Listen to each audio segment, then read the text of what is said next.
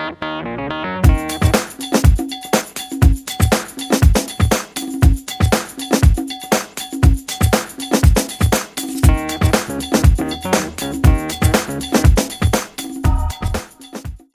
name is Jaime Mendoza. I'm a therapist here at Laborde Therapy Center. Today we're going to be talking about shoulder injuries. You may be here for any type of proximal humerus fracture, rotator cuff tendonitis, adhesive capsulitis, rotator cuff repair, shoulder dislocation. These are all various shoulder injuries that we see here in the office. Today though, what we're going to talk about a little bit is we're going to talk about shoulder tendonitis, which is also shoulder impingement, shoulder bursitis. It's kind of all in the same family. So we're going to talk about that.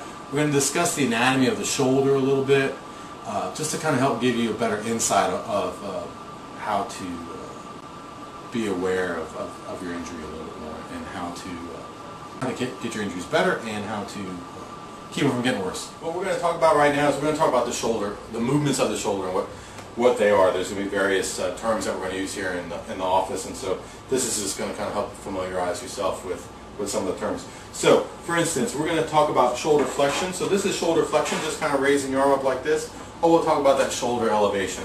This is shoulder flexion, just like so. Textbook normal motion, and this is about 180 degrees. So we'll kind of be discussing that. So that's shoulder flexion. The next one is shoulder abduction, or we're going to come out to the side, or we'll kind of talk to you like just kind of if you simulate doing a jumping jack.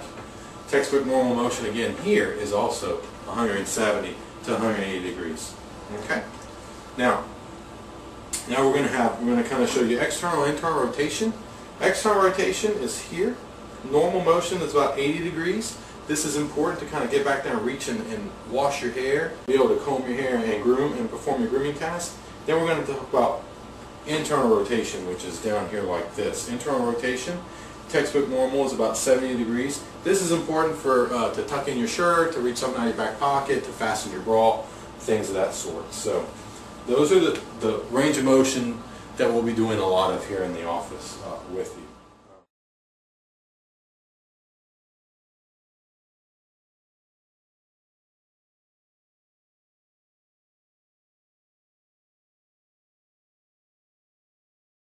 Now what I'd like to kind of do is we're going to run through a manual muscle testing just to kind of see, and I'll describe what muscles we're working with. What we're going to do first is we're going to check your deltoids and check some of your deltoid muscles here. So this is, we're going to resist you, so you're going to just hold tight for me, don't let me push you down. Good, so we're going to check your strength like that. We're checking your deltoid muscles. This is also going to check your deltoid muscles here in abduction. Hold tight, don't let me push you down. Good. Now, what we're going to do here is we're going to put your arms at your side. Don't let me push them in towards your stomach. Now this is an important test. This is going to tell us more of what your rotator cuff is functioning like. And we'll start here at your waist. Now, don't let me push your hands in towards your stomach. Hold tight. Good. And then relax. Now I'm going to have her simulate what a rotator cuff weakness or some type of limitation would be. And we're going to simulate that with your left. Okay? So she's going to check them. Don't let me beat you. Hold tight, hold tight, hold tight. And you see she'll come right in. So generally that's going to let us know her rotator cuff or your rotator cuff's a little weak. So that's going to be another little test that we can kind of do for you. Also I want to come up through here. And now we're going to do what we call an empty can test. This is also going to isolate your supraspinatus, which is a muscle of the rotator cuff, and we'll get into that in a little bit. Hold tight for me, don't let me push you down.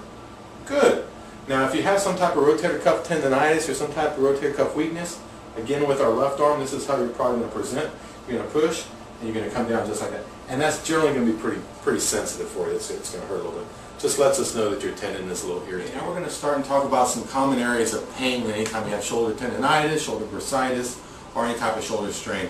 Generally, a lot of people are going to kind of complain about having some anterior shoulder pain, or pain in the front of your shoulder, or maybe some pain that radiates down your arm. Now what we're going to talk about, and when we come in and we're going to evaluate you, is we're going to look at the front part of your shoulder. I'm going to come right through here.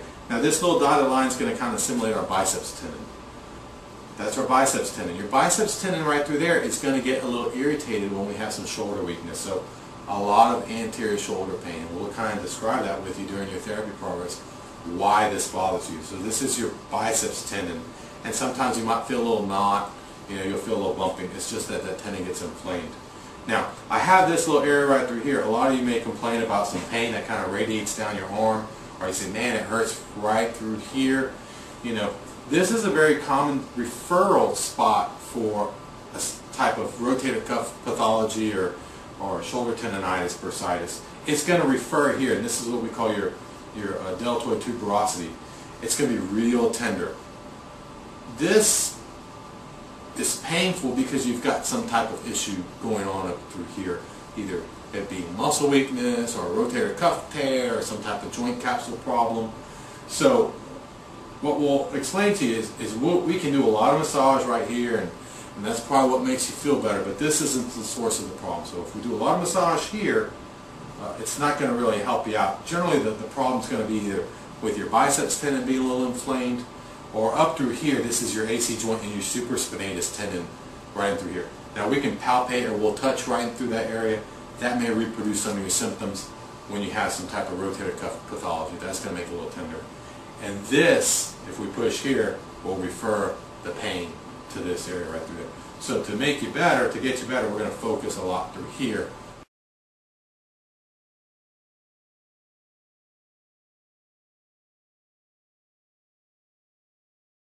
Now, what we're going to show you is some of these exercises. Now, what I'd like to do is, I'd like you to start with these exercises 3 times a day, about 10 times each, with each exercise.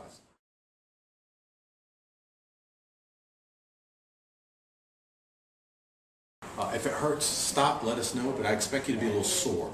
Pain is not what we want, but soreness is good. Soreness is going to make it better. So the first one is internal rotation.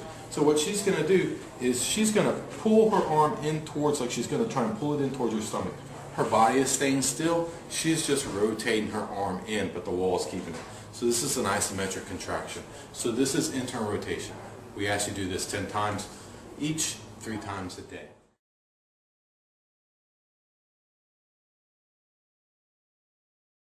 So now we're going to go to external rotation. So she's going to simulate coming out like this. So she's going to push out, and she's going to hold it about 1001, 1002 count. Nice and easy, 1001, 1002. This is going to isolate your rotator cuff quite a bit. So this is going to make you sore, but this is what's going to get you better. You want to make sure that you're pushing through the back part of your forearm. So what we're going to do is we're going to come up through here and not using your wrist. The back of your wrist is you're going to be using your wrist muscles more than you're going to be using your shoulder muscles.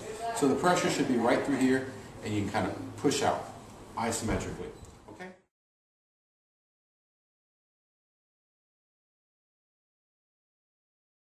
So the next one here is what we're going to do is we're going to do shoulder flexion. She's going to stand here next to the wall, and imagine you're just trying to raise your arm up just like that. So she's just trying to raise it up. Again, 1001, 1002, she's relaxing. Again, raise it up, 1001, 1002, and she's relaxing.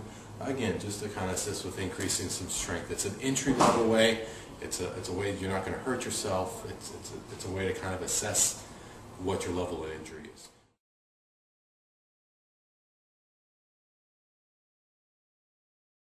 So now, what she's going to do now is she's going to do shoulder extension. This is going to be working. This is another important one: posterior shoulder, posterior deltoid, and scapula. Now what I want, imagine she's pushing her arm straight back into the chair. Now what this is, and on our sheet it doesn't say this, but what I want her to do at the same time is squeeze her shoulder blades together and stick her chest out. That's going to help assist with increasing strength when she squeezes her shoulder blades back to there. Your shoulder blade is very important to shoulder function. So she's going to do that 10 times each.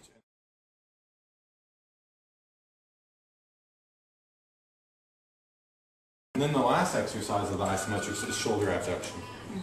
Shoulder abduction, just like that. Imagine just kind of raising your arm up, just like that. Again, making sure you're not using the back of your hand, that you're using the back of your forearm and your wrist to go ahead and raise that up. And she'll do that, again, 10 times, 1000, 1002.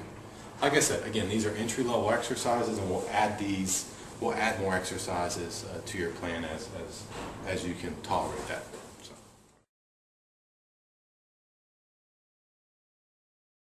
Okay, now we're going to talk about your shoulder blades, your scapula. Now, if your scapulas aren't functioning well when you have a shoulder injury, you're not going to get better. So generally, your scapula may be out of sorts a little bit because we create muscle imbalance. Generally, our postural muscles, our chest muscles, our front muscles are generally a little bit stronger than our posterior muscles. So because we drive like this, we type like this, so we're in a rounded shoulder position. So these muscles are always on stretch. When you have a shoulder injury, shoulder tendonitis, a fracture, humerus fracture, rotator cuff repair, these muscles here will also get a little bit weaker because we're in a forward position. We protect our arm. We have a lot of muscle guarding, so those muscles are constantly on stretch, so they become weak. So we've really got to work on these muscles at the back to kind of make sure that you get the best results that you can get. Now we're going to look at shoulder blade function. Okay, so what we're going to do is we're going to kind of find the spine. We find the spine right through here, and then we look at the shoulder blade function. Now what I'm looking for is I'm looking for any type of winging where the shoulder blade sticks out a little bit. That lets us know that you have some scapular weakness.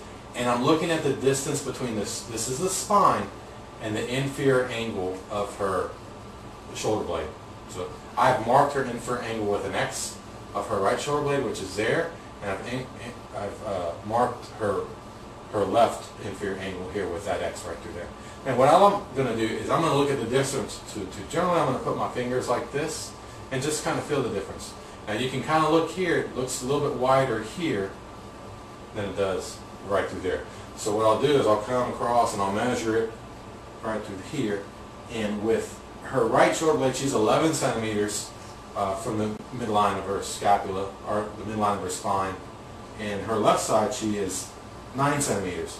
Now I know that this person here is been very athletic, and if you're very athletic you do a lot of throwing sports, you do a lot of racket sports, swimming. This is going to be a little bit more protracted, but it lets us know that we still have to focus on this side. She does have a little more motion. Now, what's important to know about this is, for every movement that your arm moves, your humerus bone moves, your shoulder blade has to move. There's a 2-to-1 ratio. So if this moves 20 degrees, this has to move 10 degrees. Okay?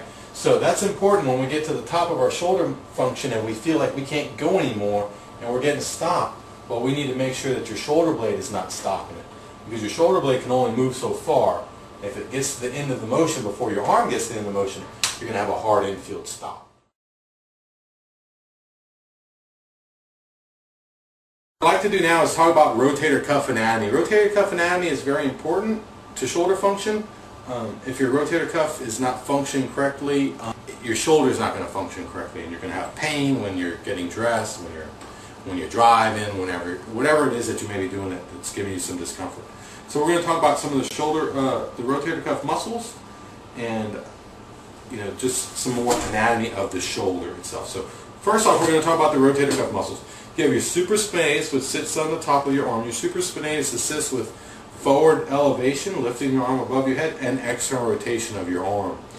Your infraspinatus sits underneath your supraspinatus. It's a powerful external rotator. Really external rotate your arm. Assists you with getting to the back of your head and washing your hair motion. You also have your teres minor muscle, which is an external rotator, and then you have your subscapularis muscle on the interior portion of your shoulder blade. And that is a powerful internal rotator of your shoulder, which is important for throwing motions, for bringing in things close to your body. Generally, your rotator cuff tears are going to happen from the supraspinatus tendon and the infraspinatus tendon. Those are the two big tendons that are going to get kind of torn. Generally, it's the supraspinatus tendon because it rests underneath the acromion process and the head of the humerus when it sits at rest. One of the jobs also of the external or the rotator cuff is to help assist with stabilizing the head of the humerus within the joint.